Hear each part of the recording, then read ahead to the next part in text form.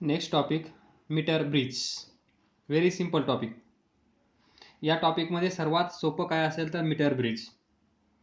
तर पहा, मीटर ब्रिजचं जे प्रिन्सिपल आहे ते प्रिन्सिपल आपण पाहिलं काय, व्हीटस्टोन ब्रिज.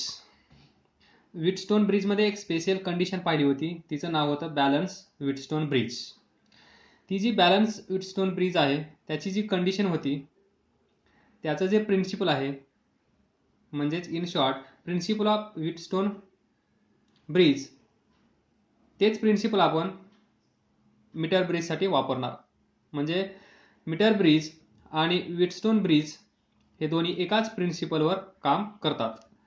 तर metre bridge follows the principle of balance Wheatstone bridge. Balance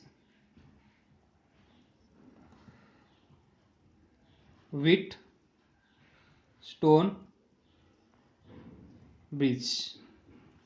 तर हा काय आहे बॅलन्स व्हीटस्टोन ब्रिज? पहा,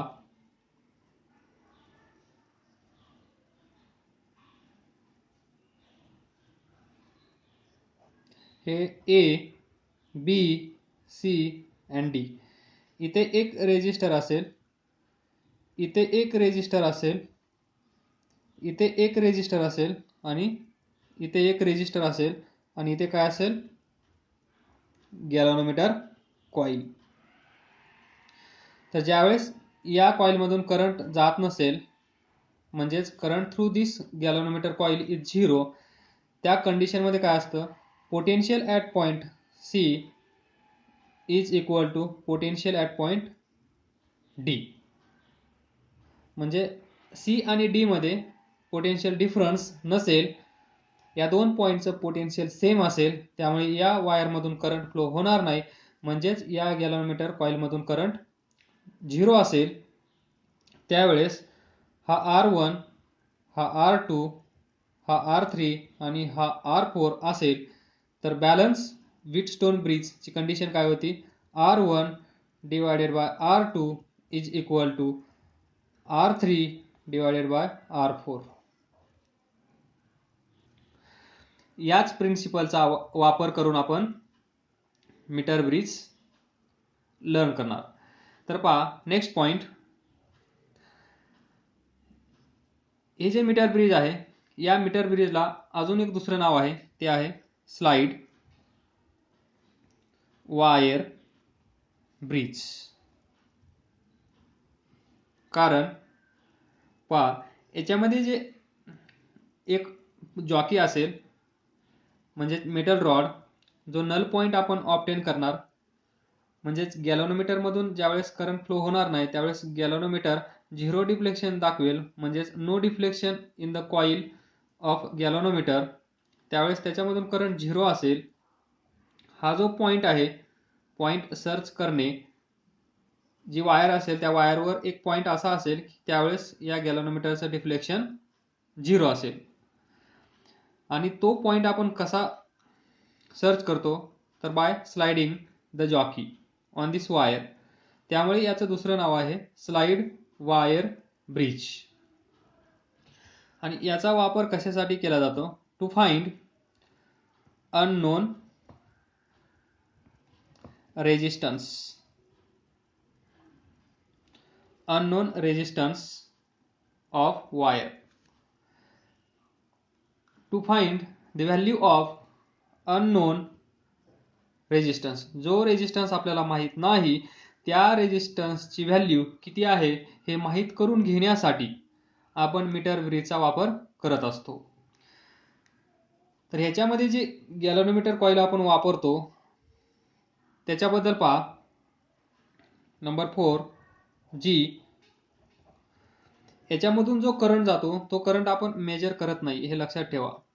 इथे याच्यातून जो करंट जाणार किंवा याचं काम काय असेल, हा काय करेल, डिटेक्ट,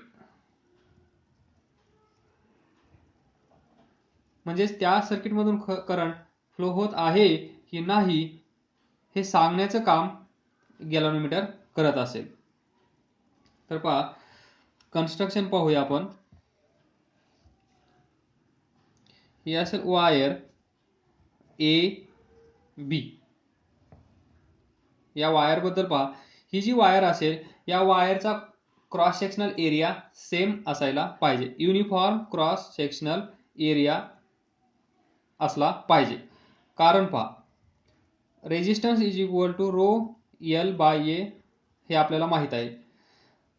जर एरिया चेंज होत असेल, जर एरिया इन्क्रीज झाला तर रेजिस्टन्स काय होईल? डिक्रीज. जर एरिया डिक्रीज झाला तर रेजिस्टन्स काय होईल? इन्क्रीज. म्हणजेच याच्यामुळे या वायरचा क्रॉस सेक्शनल एरिया कसा असला पाहिजे? युनिफॉर्म. त्यानंतर पहा, इथे एक कॉपर प्लेट असेल, त्यानंतर या साईडला एक कॉपर प्लेट असेल, त्यानंतर इथे एक कॉपर प्लेट असेल पहा. आणि जो रेजिस्टन्स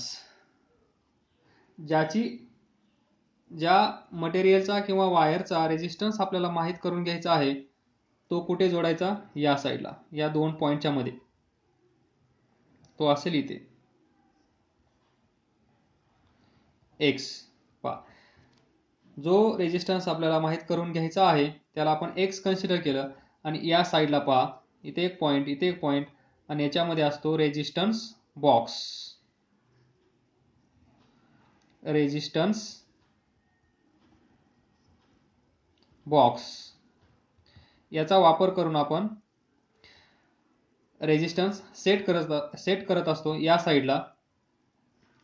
आणि याची व्हॅल्यू असते नोन. हा असेल अननोन. हा या साईडला, याला म्हणतात राईट गॅप हे पण म्हणतात. या साईड असेल राईट गॅप, ही असेल लेफ्ट गॅप. जो रेजिस्टन्स किंवा रेजिस्टर लेफ्ट गॅपमध्ये अटॅच केला आहे तो असेल अननोन, ज्याची व्हॅल्यू आपल्याला फाइंड करायची आहे. ज्याची व्हॅल्यू आपल्याला माहित आहे तो असेल right गॅपमध्ये.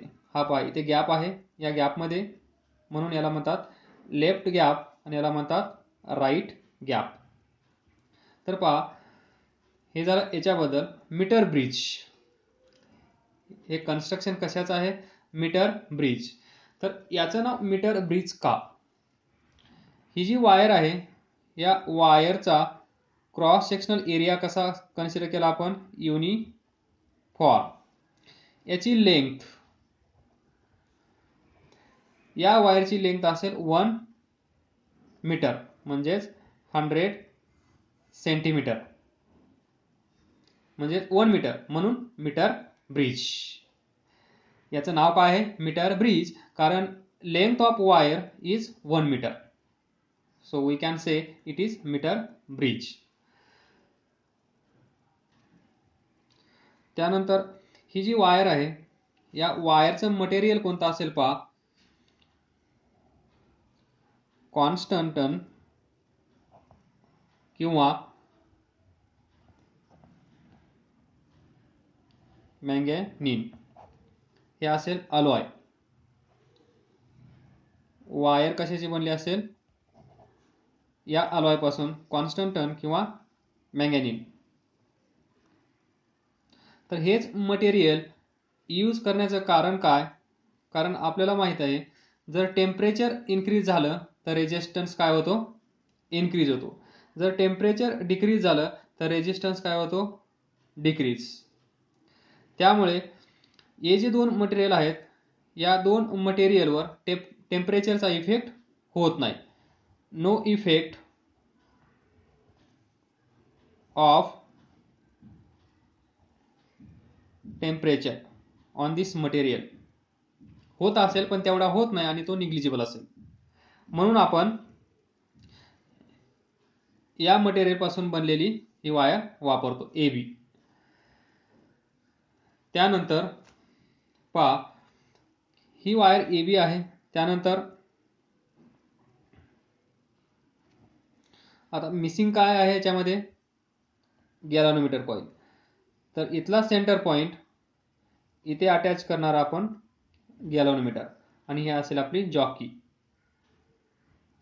To obtain null point on this wire AB. म्हणजे काय करायचं आहे पहा, ही असेल ही निडल सारखी, म्हणजेच ही जी जॉकी आहे या जॉकीचं जे हे टर्मिनल एंड आहे ते असेल नाईफ एज सारखं. तर जर आपण ही जॉकी या वायरवर अशी स्लाइड केली तर या वायरचं विअर अँड टिअर होण्याची शक्यता आहे. विअर अँड टिअर झाल्यामुळे या वायरची थिकनेस युनिफॉर्म राहणार नाही, म्हणजे कुठे जास्त होईल कुठे कमी होईल, म्हणजेच ही केस तिथे असेल. एरिया इन्क्रीज डिक्रीज होईल, त्यानुसार रेजिस्टन्स इनव्हर्सली प्रोपोर्शनल टू असल्यामुळे चेंज होत राहील आणि त्यामुळे ॲक्च्युअल रीडिंग आपल्याला येणार नाही. म्हणून to minimise this or to avoid this wear and tear आपण काय करतो पहा, ही जी निडल आहे किंवा ही जी नाईफ एज आहे, ही जी जॉकी आहे ती घेणार, इथे ठेवणार आणि पाहणार हे डिफ्लेक्शन दाखवत आहे की नाही. परत तिथून उचलणार, पुढे ठेवणार, असं पुढं पुढं पुढं पुढं आपण जाणार आणि तो नल पॉईंट आपण ऑब्टेन करणार ज्या पॉईंटला या गॅलोनोमीटर मधून डिफ्लेक्शन होत नसेल. तो पॉईंट अलग लक्षात आपण पोटेन्शिओमीटर मध्ये असंच करत होतो. त्या वायरवर ही जॉकी आपण काय करत होतो, स्लाइड करून काय करत होतो, नल पॉइंट आपण ऑब्टेन करत होतो. नल पॉइंट म्हणजे काय, no deflection in the galvanometer coil. आणि नो डिफ्लेक्शनचा अर्थ काय असतो, या साईडला आणि या साईडला पोटेन्शियल सेम होतं. पहा बॅटरी अटॅच करूया आपण. ही असेल बॅटरी, ही प्लग की,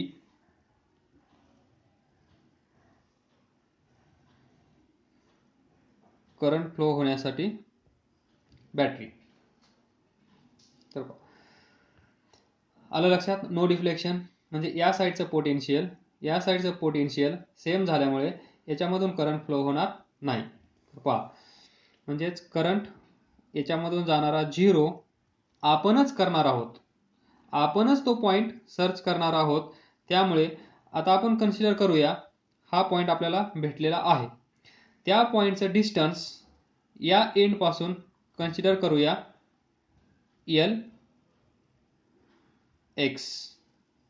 LX. म्हणजेच ही साइड X असल्यामुळे लेफ्ट गॅप मध्ये आपण अननोन रेजिस्टन्स X अटॅच केला आहे, त्या साइडचं डिस्टन्स म्हणजे LX. मग या साइडचं डिस्टन्स काय कन्सिडर करावं लागेल, याचा रेजिस्टन्स आपण कन्सिडर करूया R. या साइडचा रेजिस्टन्स जो आपण सेट केला आहे त्याची व्हॅल्यू नोन आहे, त्याला आपण कन्सिडर करूया R. म्हणून या साइडचं डिस्टन्स काय होईल मग LR. आता आपल्याला नल पॉइंट भेटलेला आहे, suppose point P is null point. तर AP डिस्टन्स काय असेल मग, X साइडला असेल म्हणून LX, R साइडला असेल म्हणून LR. X unknown resistance, R non resistance आणि त्यांचे corresponding distances from terminal A पासून आणि याचं B पासून. तर आपल्याला हे माहित आहे LX plus LR is equal to 100 centimetre.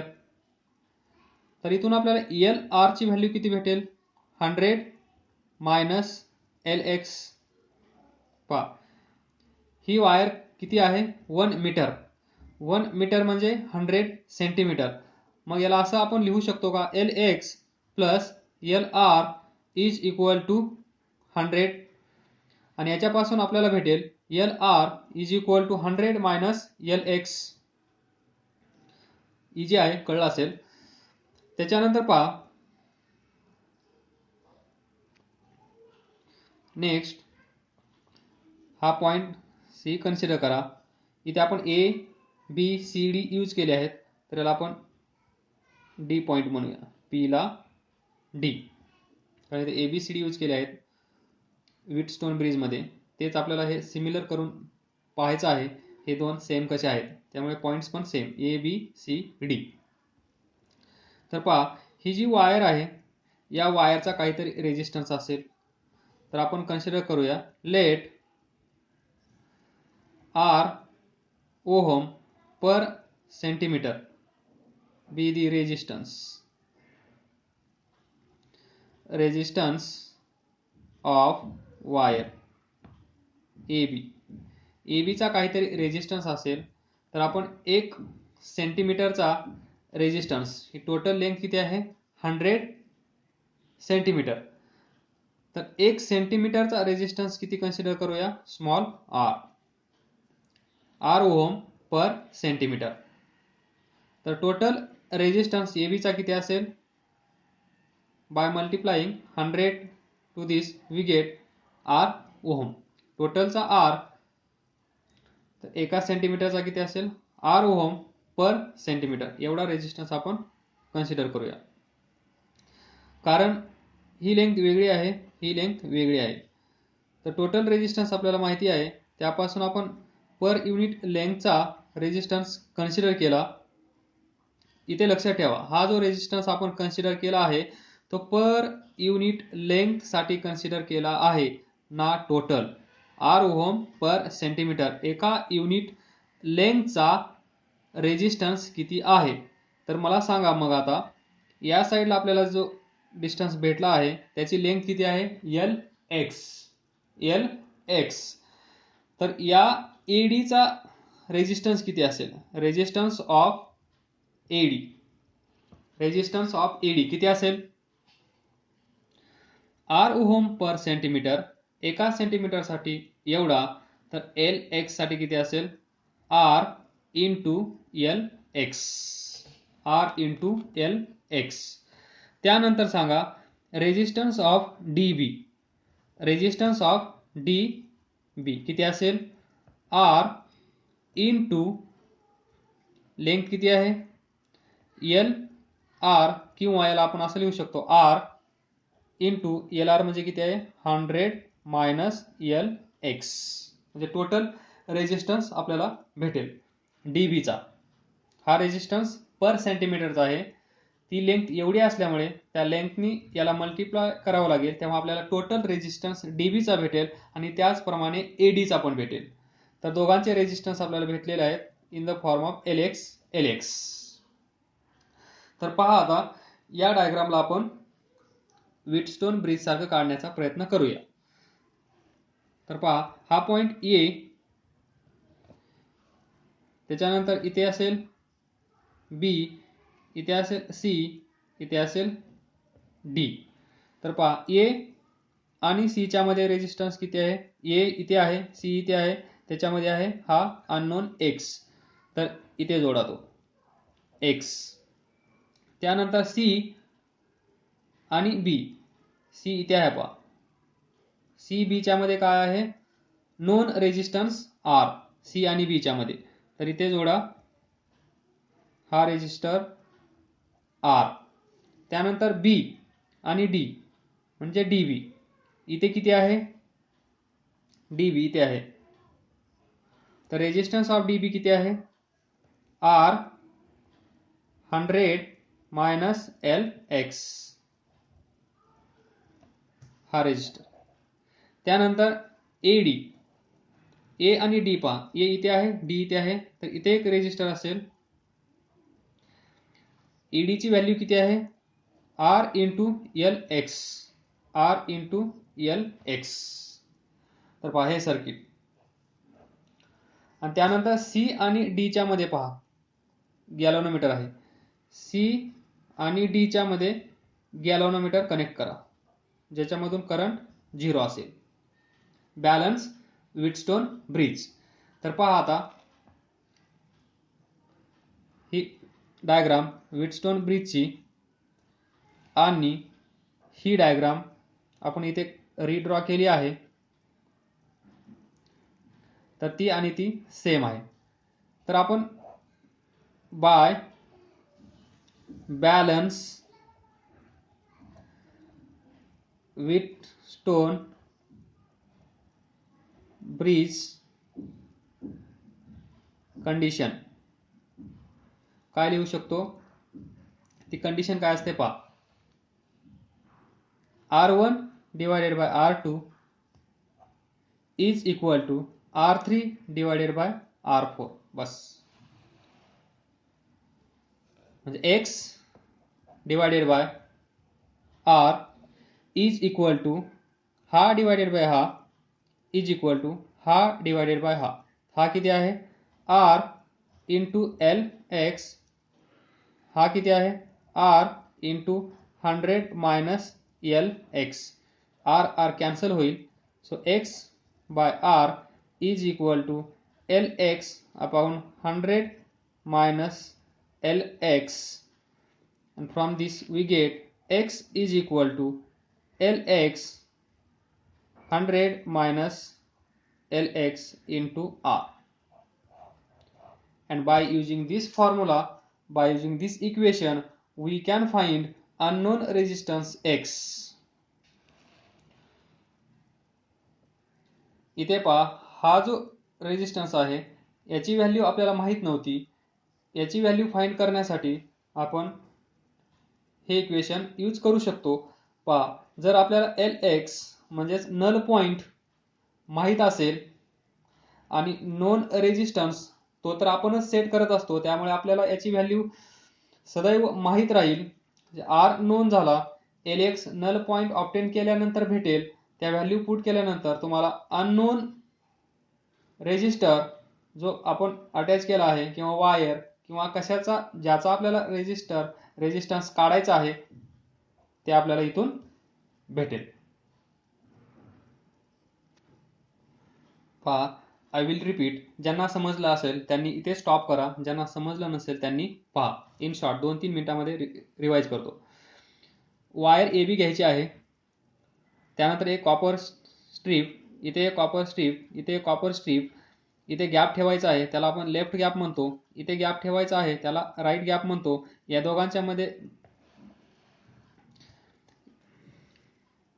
या दोन गॅपमध्ये एक अननोन रेजिस्टन्स जोडायचा आहे ज्याची व्हॅल्यू आपल्याला फाइंड करायची आहे. त्यानंतर इथे रेजिस्टन्स बॉक्स असेल त्याचा यूज करून आपण नोन रेजिस्टन्स आपण सेट करू शकतो जो आपल्याला पाहिजे तो.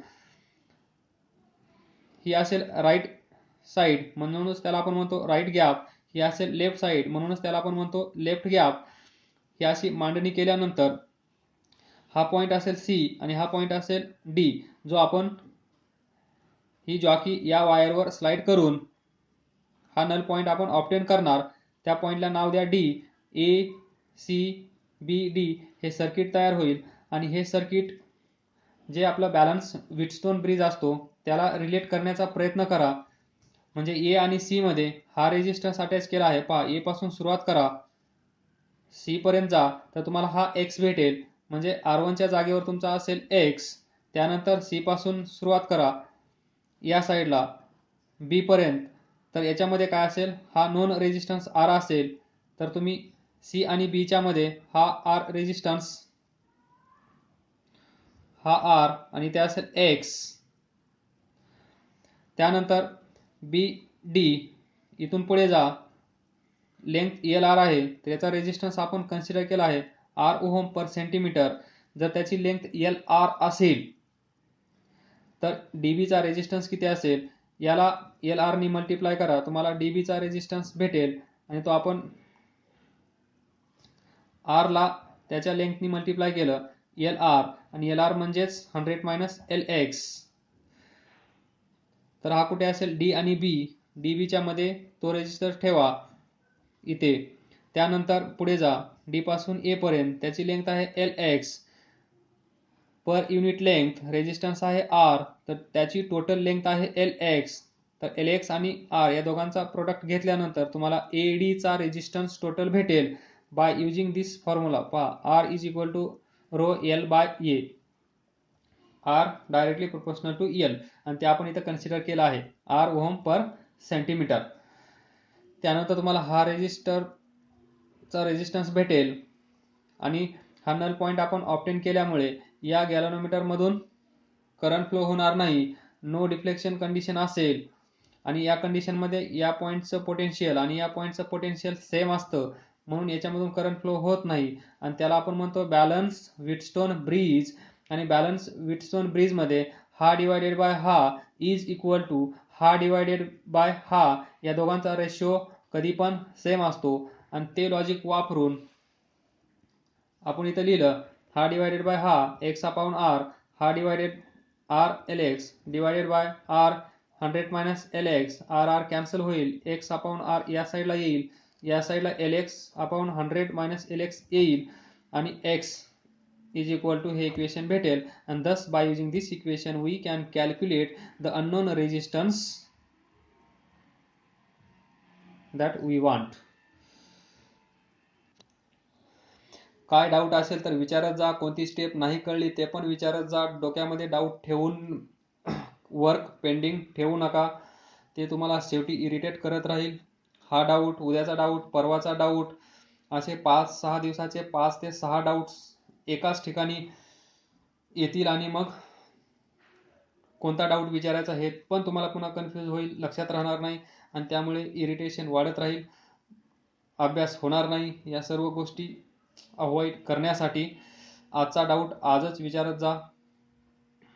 काही जण विचारतात पण काही जण अजून जागे झालेले नाहीयेत, तर आजपासून जागे हो.